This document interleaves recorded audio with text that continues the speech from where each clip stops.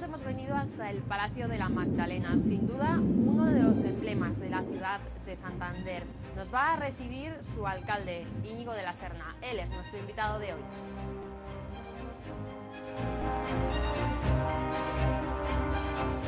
Vamos a charlar con el alcalde sobre política nacional, política municipal y también le vamos a preguntar sobre política regional y qué hay de cierto en ese desencuentro que está viviendo en las últimas semanas con Miguel Ángel Revilla.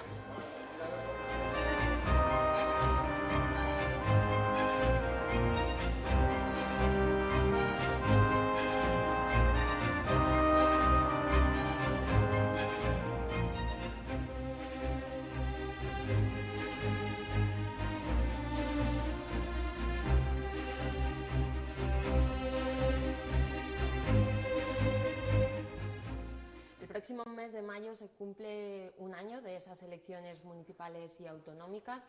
Si tuviese que hacer una valoración de estos meses de gobierno o describirlo con un adjetivo, ¿cómo lo haría? Bueno, yo sobre todo creo que hemos mantenido una intensísima actividad política, ¿no? Ha sido meses en los que hemos puesto en marcha nuevos instrumentos de planificación, hemos aprobado hasta 7 nuevos planes sectoriales, hemos puesto también mecanismos de participación ciudadana a través de diferentes consejos municipales que son innovadores. Hemos arbitrado un plan de inversión productiva extraordinariamente importante que hoy nos sitúa en un nivel cercano a los 125 millones de euros de inversión, con un saneamiento de las cuentas públicas que nos permite ejecutar inversión para la generación de empleo. Hemos puesto sobre todo prioridad en las políticas sociales, incrementando los servicios con nuevos beneficios fiscales. En fin, yo creo que si hay algo que ha caracterizado este primer año es el que da igual que se haya producido un cambio en la situación política, me refiero en lo que es en el plano de la esfera de la corporación municipal, porque eso no ha hecho que desviemos la atención sobre lo que verdaderamente es importante y hemos mantenido, yo creo que una gran actividad política. Antes de la investidura se hablaba de esa posibilidad de gobernar en coalición. Tal y como están actuando los partidos políticos durante estos meses en el ayuntamiento, ¿cree que a estas horas se estaría arrepintiendo de haber mantenido un gobierno coaligado? No, nosotros estábamos abiertos a cualquier tipo de acuerdo, pero finalmente no hubo acuerdo con ningún partido político. Nos presentamos a la investidura cada uno con nuestra propia lista y así estamos gobernando. Tengo que decir que la verdad es que la actitud de colaboración con el Partido de Ciudadanos es muy buena. No quiere decir, a pesar de que alguno trate de trasladar esa impresión, que estén votando lo que nosotros votamos. En muchas ocasiones votan de manera distinta. Yo además estoy seguro que votan más veces de manera distinta que otros grupos en el Parlamento que están apoyando al Gobierno. Y realmente, bueno, pues se quería producir una alianza en su momento absolutamente disparatada, con 5 partidos políticos. Luego se intentó también que no hubiera concejales con responsabilidades de gobierno para que no pudiera gestionarse la ciudad. Yo creo que se ha pensado mucho en el partido político y poco en la ciudad, ¿no? Pero yo creo que gracias a Dios somos pocos, pero somos gente que está dedicando muchísimo tiempo y muchísimo esfuerzo. Es cierto que no tenemos directores generales como el Gobierno de Cantabria, es cierto que no tenemos subdirectores generales, es cierto que no tenemos jefes de gabinete, yo no tengo jefe de gabinete, es cierto que no tenemos estructura y que otros han optado por engordar su propia estructura administrativa, pero se está supliendo ese déficit de personas que realmente están trabajando para el equipo de gobierno pues con mucho esfuerzo y sobre todo con el apoyo de los funcionarios, claro. Ese aumento de grupos políticos del que hablaba nos está acostumbrando a plenos muy largos. El último, por ejemplo, acabó a las 5 de la mañana, que se llevó la palma. ¿A esa hora es posible debatir algo? Lo primero que tengo que decir es que nadie, ni un solo concejal, hizo ni una sola sugerencia sobre detener el pleno. Si se hubiera producido alguna sugerencia por algún concejal, se hubiera sometido al parecer del resto de los miembros de la corporación municipal, pero todos decidimos seguir hacia adelante y por lo tanto pues, bueno, pues acabamos el pleno más tarde de lo que estoy seguro hubiéramos querido todos, ¿no? Esto yo creo que hay que reconducirlo, evidentemente no es sano para nadie el estar debatiendo después de 12 horas de pleno municipal a esas horas de la madrugada y lo que hemos propuesto al resto de los grupos es volver a la situación actual. ¿Qué hemos hecho esta legislatura? Pues echar una mano a nuestros compañeros de Izquierda Unida, que nos pidieron que cambiáramos los plenos por la tarde. Nosotros no teníamos ninguna intención, ¿no? de esa manera ayudar a gente que, por otro lado, ha decidido que quiere estar trabajando en lugar de tener las responsabilidades en la corporación. Y por eso lo que se realizó aquel cambio, pero bueno, volveremos yo creo que a las mañanas, sin perjuicio de que podamos tener continuidad por la tarde. En las últimas semanas hemos vivido varios desencuentros entre gobierno municipal y regional, entre otros temas, por ejemplo, el MUPAC o el barrio del Pilón. ¿La relación es tan tensa como aparece en los medios de comunicación? No, la relación nuestra es cordialidad, colaboración y tender la mano. En el MUPAC era esto, cordialidad, colaboración y tender la mano. Tenemos firmado un acuerdo que dice literalmente aunar los esfuerzos para buscar la alternativa en la ciudad de Santander. Y en eso estábamos. Pero unilateralmente el gobierno de repente coge y abre un debate sin avisarnos diciendo que puede sacar ese museo fuera de Santander. Nosotros nos sorprendemos porque nosotros estamos en la vía de la colaboración y el gobierno del señor Revilla decide atacar a la ciudad sin que nadie se lo haya pedido además.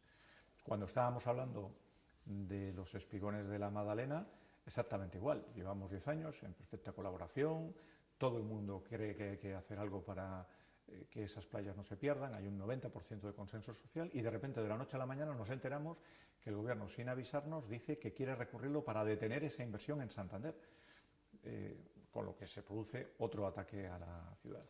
El otro día hemos conocido que el apoyo que se da a los desempleados de Santander supone que ahora mismo se va a dar menos ayudas, muchas menos ayudas a nuestra ciudad de las que se daban el año pasado en las mismas condiciones, cuando tenemos más desempleados que ningún otro municipio de la ciudad. Con la ausencia de inversiones pasa exactamente lo mismo. Es decir, nosotros no hemos cambiado un ápice y creo que nadie pueda decir que en algún momento hemos sido desleales o hemos roto acuerdos de colaboración, pero sorprendentemente estamos recibiendo una batería sistemática de ataques y de decisiones que van contra los acuerdos adoptados sin que todavía entendamos por qué, nada más que porque tengan una intencionalidad política, evidentemente, porque el Partido Popular pues tiene en Santander una gran referencia en lo que se refiere a gestión y creo que pueden estar algunos olvidando que al final, si no se apoya a los desempleados de Santander, se está haciendo daño a los santanderinos.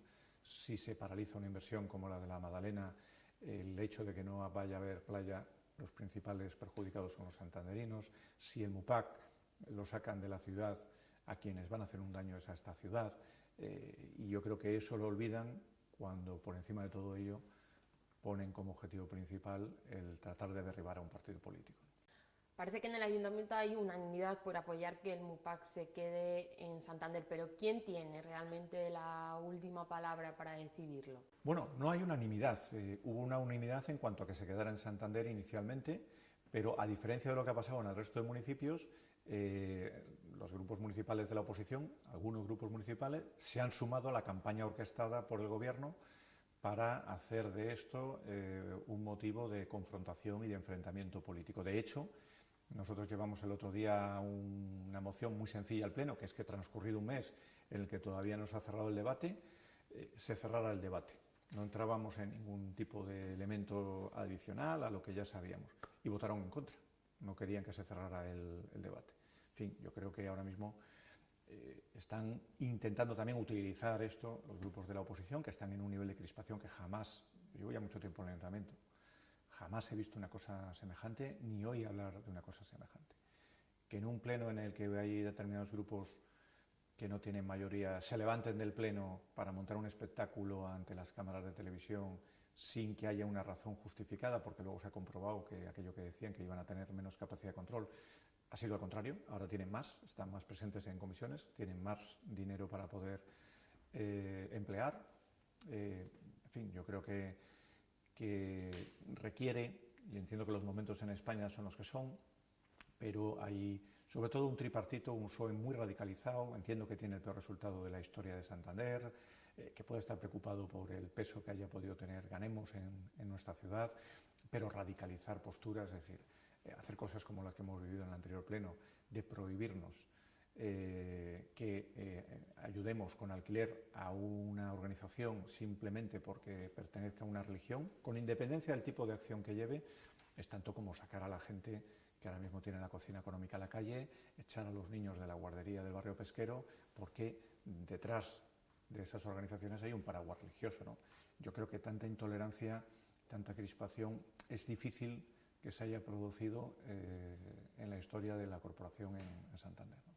Le preguntaba por la decisión. ¿Quién tiene la última palabra para decidir si el MUPAC se quedará o no en Santander? ¿El Consejo de Gobierno o el propio consejero de Cultura? Bueno, entiendo que sea una decisión que tenga que tomar el Gobierno. No me corresponde a mí decir quién es el que la tiene que enunciar, ¿no? Yo he acudido al consejero porque era con el quien llevaba la gestión habitual. Al vernos sorprendidos por la decisión del Gobierno, acudí al presidente, lo cual es lógico porque en mi primera reunión con el presidente le trasladé este asunto como un tema prioritario. Centro Botín, Reina Sofía, MUPAC. Este es un proyecto clave y estratégico para Santander.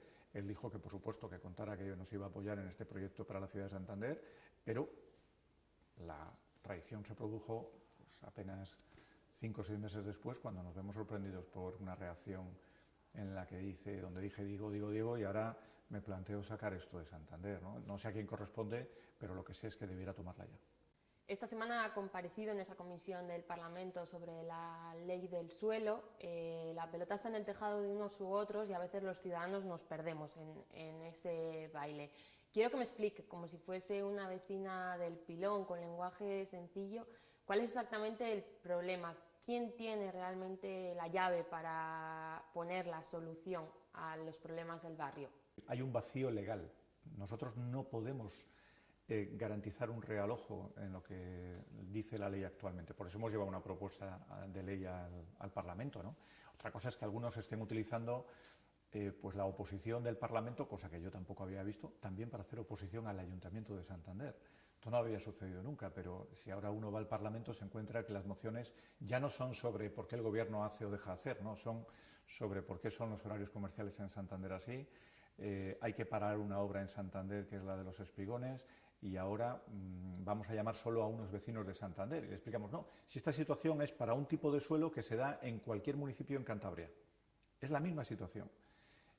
Sí, pero quien gobierna en Santander es el Partido Popular y yo solo quiero que vayan determinadas personas a declarar ahí y además hacerlo de la manera que lo están haciendo, ¿no? Yo el otro día cuando comparecí, a la hora y media de estar hablando de la ley, hice una pregunta, digo, ¿cómo es posible que llevemos una hora y media aquí, todos los diputados, y nadie haya hablado de la ley? Solo se habla del Ayuntamiento de Santander, del alcalde de Santander, pero nadie está hablando de realmente cuál es el problema, y es que hay una falta de cobertura jurídica para ofrecer un realojo a cualquier propietario que esté sometido a un proceso de actuación urbanística en el ámbito privado. ¿Qué ocurre? Que ahora mismo, si hay un desarrollo urbanístico en un espacio aquí o en cualquier otro municipio, el realojo no es obligado ofrecerlo para el particular. Y aun siendo ofrecido ese realojo, si por ejemplo fuera una actuación pública, el propietario tiene que pagar el diferencial entre cuánto me cuesta la nueva vivienda a la que voy a ir, X, cuánto me dan por la que tengo. Y esa diferencia la tiene que pagar ahora el propietario. Lo que decimos es no, páguese una casa nueva en el mismo sitio, localizada en el mismo espacio, con condiciones adecuadas incluso para su familia si tiene una persona con discapacidad y que haya un equilibrio. Es la ley más ambiciosa, más importante, más social de cuantas existen ahora mismo en todo el panorama español. Hemos estudiado todas y yo creo que los diputados debieran también apartar un poco la vista de quién está proponiendo la reforma, olvidarse de que aquí no todo es intentar dar tiza a uno desde el punto de vista político y pensar un poco en los demás. Y ahora mismo, si se aprueba esa ley, la garantía de realojo en los mejores términos posibles es una realidad y puede ser una realidad desde el mismo momento de su aprobación. Otro de los temas que probablemente se vaya a debatir en el Parlamento de Cantabria es ese convenio de patrocinio del Gobierno con el Racing de Santander. Esta semana conocíamos que el Comité Ejecutivo del Partido Popular ya había decidido, parece que ha decidido votar en contra de ese convenio. Como alcalde y como diputado que le va a tocar votar, ¿qué opinión tiene sobre este patrocinio?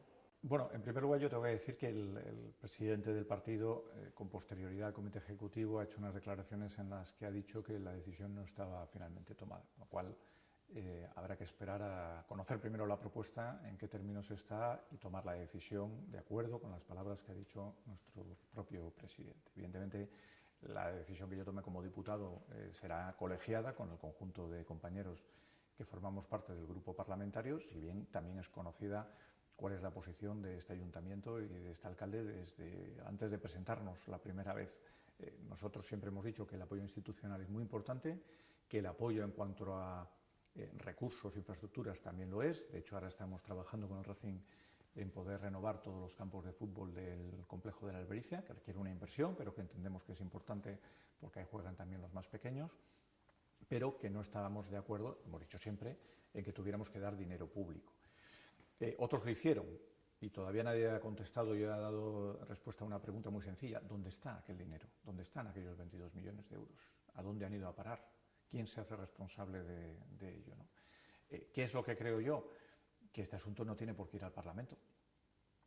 En ningún caso hay nada que diga que una cuestión como esta tiene que ir al Parlamento. De hecho, el Gobierno no quiere llevar al Parlamento ninguna cuestión que tenga que ver con un convenio de colaboración con una entidad privada para una subvención determinada. ¿Por qué ocurre esto? Bueno, pues porque quedan o tratarán de derivar responsabilidades que las tiene que asumir uno, porque las tiene que asumir y así tiene que ser si quiere tomar una decisión en la línea que tiene que tomarla, porque saben también de las dificultades, en fin, en el ámbito judicial que una decisión de esas características puede tener, ¿no? Es absurdo que vaya al Parlamento, no debiera ir nunca al Parlamento, es la decisión del Gobierno. Es como si a mí me da por llevar al Parlamento pues, el otorgamiento de una licencia para que decida el Parlamento si tengo que darla o no tengo que darla. En fin, yo creo que con independencia de todo eso, el partido decidirá, y es una cosa que todavía habrá que hablar entre los diputados, cosa que no se ha hecho.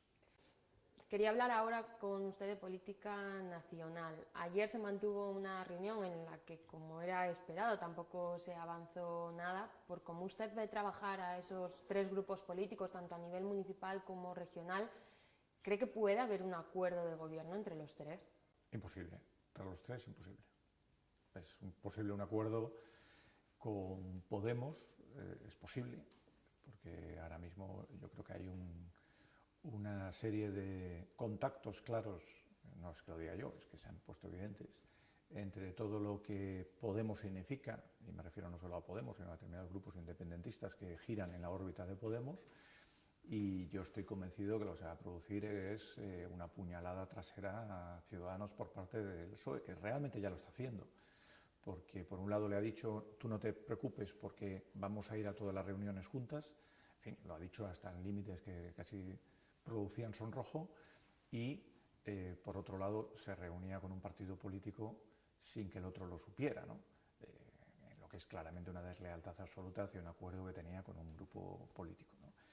Yo creo que es más que evidente que están intentando, está intentando como sea, el señor Sánchez ser presidente del gobierno a costa de lo que sea, y si tiene que pactar con los independentistas, estoy absolutamente convencido de que lo hará. Así que si Ciudadanos espera algo de lealtad en el Partido Socialista, en fin, que no confíe nada en lo que el señor Sánchez puede hacer, y a las pruebas me remito. El comportamiento que ha tenido en estos días hacia lo que había dicho que iba a hacer ya con Ciudadanos, ¿no? En ese acuerdo inicial entre el Partido Socialista y Ciudadanos se hablaba de eliminar las diputaciones. Como vicepresidente de la FEM, usted ya se ha pronunciado al respecto y ya ha comentado que no estaría de acuerdo con eliminar las diputaciones, pero para los ciudadanos a los que nos ha hecho creer que solamente sirven para colocar amigos, ¿cómo defendería el papel que juegan las diputaciones? Las diputaciones son necesarias, primero, porque históricamente prestan una ayuda a los municipios pequeños importantísima, clave, que no podría recibirse si no existen las diputaciones.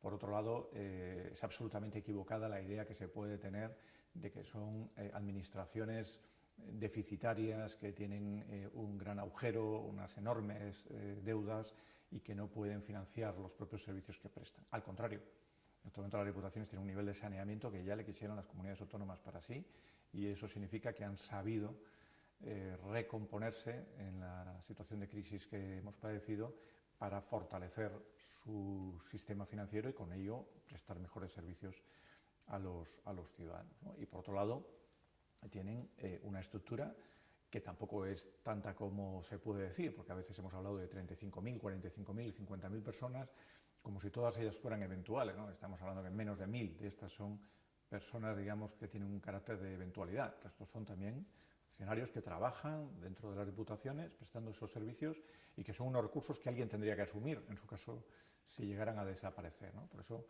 porque creemos realmente que aquí no estamos hablando tanto de las diputaciones, sino de los municipios a los que ayudan, de los ciudadanos que reciben esa ayuda, que si no existieran las diputaciones no la recibirían, y sobre todo porque además se hace un planteamiento de eliminación de diputaciones sin ningún tipo de alternativa, ¿no? Sin ningún tipo de estudio y valoración de realmente quién asumiría esos recursos, cómo se prestarían esos servicios, de qué manera se financiarían. Se ha hecho pues de la noche a la mañana en unas condiciones que desde luego nosotros hemos criticado, y yo tengo que decir que valoro muy positiva que la Federación Española de Municipios y Provincias por unanimidad haya dicho un no a esa parte del pacto del señor Sánchez, ¿no? ¿Pero las mantendría tal y como están o cree realmente que hay que redefinirlas de algún modo? Sí, modernizarlas, como también creo que es necesario seguir trabajando en la modernización de las entidades locales de todo tipo, ya sean menores, ya sean ayuntamientos, cabildos, etcétera. Es decir, hay maneras de conseguir una mayor eficiencia, pues probablemente sí, y haya formas para conseguir una modernización de esas estructuras. Incluso podríamos hablar también largo y tendido sobre cuál tiene que ser el régimen electoral a la hora de determinar los puestos de responsabilidad en las diputaciones. Si estamos abiertos a hablar de todo ello, ¿no? Pero no se está planteando eso. Lo que se está planteando es la eliminación. Y la eliminación, insisto, generaría un problema muy importante en esos pequeños municipios que ahora mismo solo reciben apenas esa ayuda. Por último, me gustaría preguntarle, Miguel Ángel Revilla ha comentado que ve en usted un cambio de actitud, que le ve nervioso y que cree que se debe a esa guerra interna que se está librando para sustituir a Ignacio Diego como presidente de los populares cántabros. ¿Existe realmente esa guerra dentro del partido? Yo no, primero ni estoy nervioso, ni existe esa guerra, ni creo que yo que haya hecho ningún movimiento jamás en torno a esta cuestión. Y por otro lado, no veo yo que si esa hipótesis llegara a ser verdad, en qué contribuye el que yo defienda el MUPAC o en qué deja de contribuir. Yo defiendo el MUPAC porque creo que el MUPAC tiene que estar en Santander. Yo defiendo el que no nos paralicen una obra como la de la Madalena, porque creo que es que nos quieren quitar una playa como es la playa de la Madalena. Esos son los argumentos, ¿no? Entiendo también que para la otra parte es muy difícil explicar eso. Si yo fuera el señor Revilla, digo, ¿y cómo explico yo que un MUPAC que lleva aquí 100 años ahora planteo la posibilidad de sacarlo fuera? ¿Y cómo explico yo que una obra que ya está en licitación, sobre la que he tenido 10 años para opinar y nunca lo he hecho, y todavía no he siquiera consultado al Ministerio, ahora de repente se la quiero paralizar al Ayuntamiento de Santander y a la ciudad? ¿Y cómo explico yo que el Ayuntamiento de Santander, que tiene 5 veces más parados que el siguiente municipio, este año le voy a meter el mayor recorte 3 veces más que al municipio al que más se le quita? Pues como no se puede explicar, salvo que se diga la verdad, pues dice, bueno, es que el del otro lado está nervioso. El otro lado está muy tranquilo, pero también, eso sí, muy convencido de que no se puede planificar un conjunto de iniciativas con intencionalidad política contra una ciudad y menos en la situación actual. El Gobierno no ha invertido ni un euro todavía en Santander. Llevamos 8 meses. Y yo soy muy paciente. El problema que tengo es que no veo ni una sola obra que vaya a invertir el Gobierno en los próximos años. Nadie ha venido a donde nosotros y nos ha dicho, Íñigo, os vamos a hacer un asfaltado, el de la calle Antonio López, y lo vamos a hacer dentro de un año, ni siquiera eso.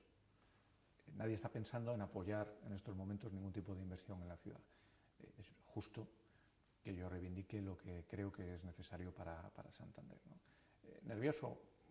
Al contrario, ¿no? Yo creo que en todo caso nervioso puede estar aquel que está en minoría y en estos momentos se encuentra absolutamente echado a los brazos de Podemos, ¿no? Podemos está dirigiendo la región. Esa es una realidad. El señor Revilla se ha enfadado mucho cuando lo he dicho, pero es que ¿por qué han subido los impuestos en Cantabria cuando no los han subido en ningún lugar en España? Porque lo ha exigido Podemos. ¿Por qué han paralizado la actuación de la Madalena? Porque Podemos ha ido al Parlamento y les ha obligado a hacerlo. ¿Por qué se están tomando la inmensa mayoría de las decisiones que se están tomando en el Parlamento? Porque Podemos les está clarísimamente marcando la agenda política y diciendo lo que tiene que hacer. Y yo entiendo que eso sea incómodo para un presidente, pero es una decisión que ha tomado el presidente, el atender todo lo que le dice Podemos, sabiendo perfectamente lo que significa Podemos, y yo creo que no es una decisión acertada para Cantabria, pero la decisión en todo caso es suya. Pues alcalde, muchísimas gracias por habernos atendido, además por habernos abierto las puertas del Palacio de la Magdalena, que yo creo que es un lugar incomparable para una entrevista. Muchísimas gracias. Gracias.